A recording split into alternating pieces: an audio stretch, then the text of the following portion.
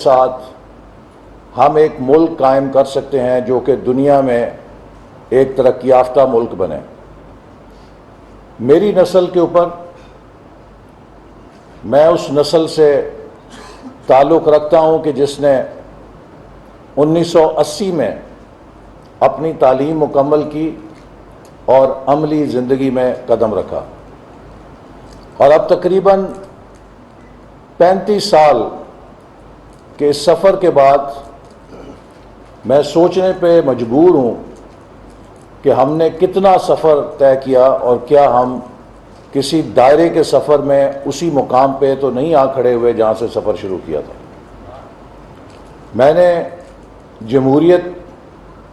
کو 1988 میں جب محمد خان جنیجو کی حکومت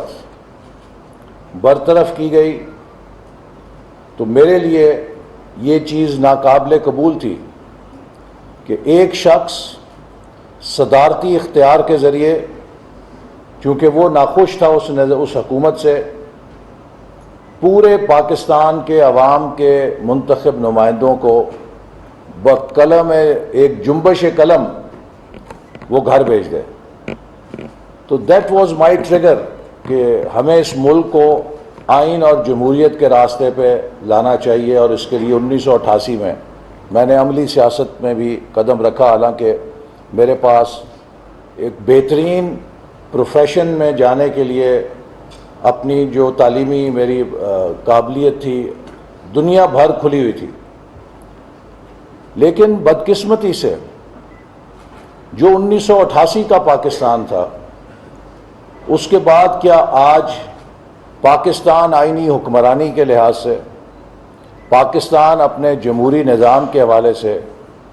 ان 30-32 سالوں میں مضبوط ہوا ہے، وہیں ہے، یا کمزور ہوا ہے؟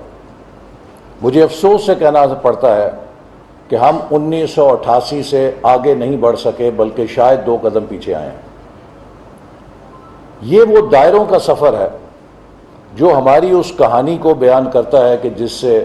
اگر ہم نہ نکلے تو مجھے یہ خطرہ ہے کہ ہمارا مستقبل بھی ماضی کی تصویر بن جائے گا۔ اگلے دن ایک پوڈ کاسٹ پہ ہوسٹ نے مجھ سے سوال کیا کہ آپ 2023 کو کیسے ویژولائز کرتے ہیں، کہ اگلا سال کیسا ہوگا؟ تو میں نے کہا مجھے اگلے سال کی اتنی فکر نہیں ہے، مجھے 2047 کی زیادہ فکر ہے کہ آج کا وہ نوجوان جو یونیورسٹی میں پڑھ رہا ہے یا جو ابھی گریجویٹ کر رہا ہے، وہ جب میری جگہ پہ پہنچے گا 25 سال کے بعد، جب ہم پاکستان کی 100 سالہ تقریبات منائیں گے، تو وہ اپنے سفر کے بارے میں کیا کہہ پائے گا کہ کیا میں نے ایک کامیاب سفر کے نتیجے میں پاکستان کو اس مقام پہ لا کھڑا کیا جہاں اس نے پہنچنا تھا، یا وہ بھی میری نسل کی طرح شرمسار ہوگا کہ ہم نے 100 سال ضائع کر دیے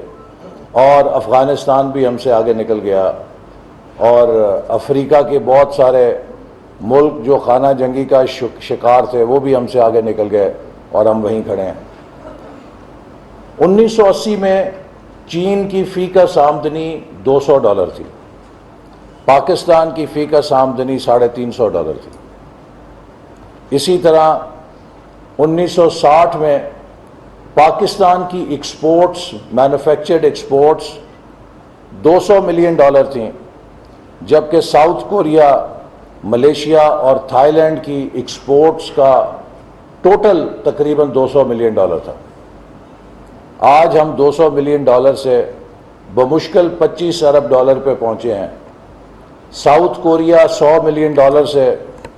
پتہ نہیں $600 بلین یا $500 بلین کہاں پہنچ گیا ہے۔ ملیشیا $300 بلین سے کراس کر گیا ہے، اور اسی طرح تھائی لینڈ بھی $250-300 بلین کراس کر چکا ہے۔